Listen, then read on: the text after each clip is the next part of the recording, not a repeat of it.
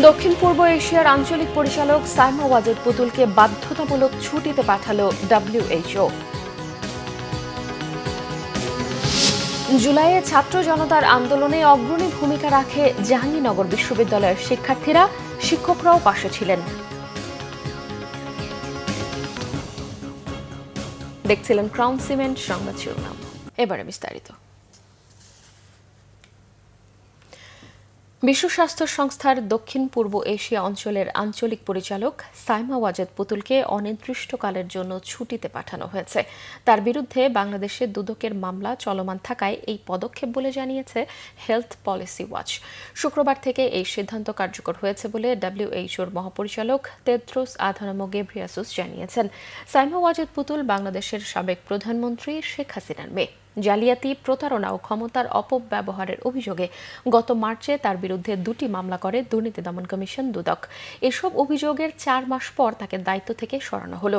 Ghebreyesus আরও জানিয়েছেন, সাইমা ওয়াজেদের অনুপস্থিতিতে WHOর সহকারী মহাপরিচালক ডক্টর ক্যাথারিনা বোহমে ভারপ্রাপ্ত হিসেবে দায়িত্ব পালন করবেন। 2024 সালের জানুয়ারিতে WHOর আঞ্চলিক পরিচালক হিসেবে দায়িত্ব নেন পুতুল।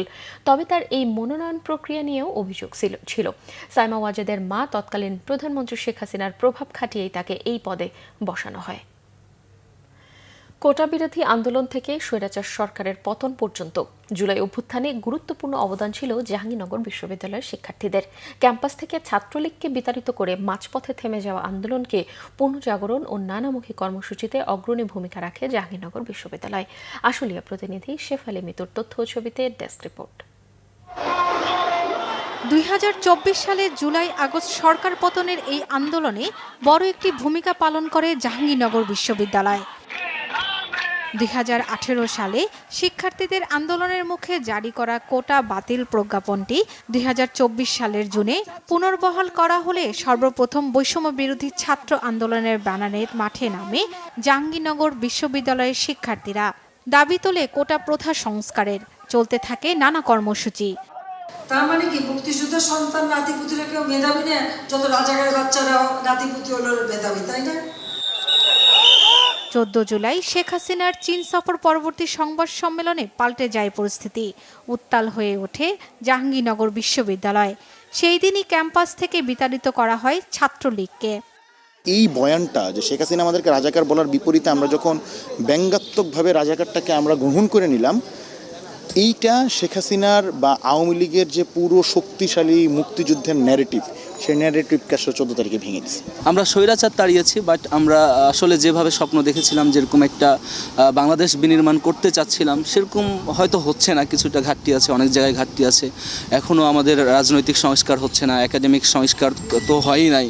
রংপুরের পুলিশের গুলিতে বেগম রোকেয়া বিশ্ববিদ্যালয়ের শিক্ষার্থী আবু সাইদের মৃত্যুর খবর ছড়িয়ে পড়লে আন্দোলনের নামে স্থানীয় স্কুল, কলেজ ও বিশ্ববিদ্যালয়ের শিক্ষক শিক্ষার্থীরাও।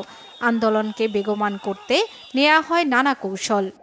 যেদিন আবু সাইদ শহীদ হলো, এরপরে যখন আন্দোলন সারা দেশে ছড়িয়ে পড়ল, তখন থেকেই মনে হলো যে না, এটার কোটা বিরোধী আন্দোলনে নেই, এটা কোনো না কোনোভাবে সরকার বিরোধী আন্দোলনে চলে গেছে। এবং আমরাও জাহাঙ্গীরনগর ইউনিভার্সিটিতে আমরা যারা সমন্বয়ক ছিলাম, সহ সমন্বয়ক ছিলাম, আমরাও আসলে ওই দিকেই মুভ করছিলাম। এই মুভমেন্টে যখন আমরা দেখলাম যে এমন কিছু ভাষা, যে ভাষাগুলোর সাথে মানে আমরা পরিচিত না, এইটা আমাদেরকে খুব কানেক্ট করছে। নামগুলো যে অবরোধের পরিবর্তে বাংলা ব্লকেট দিচ্ছি, complete shutdown, remembering hour heroes, March for justice, ছাত্র জনতার গণমিছিল। উত্তাল আন্দোলনে একের পর এক ছাত্র জনতার হত্যার খবর ছড়িয়ে পড়লে বন্ধ করে দেয়া হয় ইন্টারনেট, জারি করা হয় কারফিউ, আটক হয় কেন্দ্রীয় 6 সমন্বয়করা। কিন্তু দমে যায়নি জাহাঙ্গীরনগরের শিক্ষার্থীরা। কারফিউ ভেঙে সড়কে অবস্থান নেন শিক্ষক শিক্ষার্থীরা। খবরটি প্রচার হবার সাথে সাথে সারা দেশে কারফিউ ভেঙে আবারও আন্দোলনে নামে ছাত্র জনতা।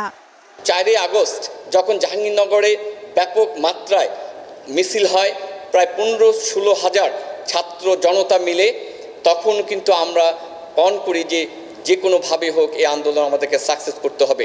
ওই মুহূর্তে ঘোষণা আসে 5ই আগস্টে লং মার্চ। সেই লং মার্চে একটা অভূতপূর্ব জাহাঙ্গীরনগরের ভূমিকা ছিল।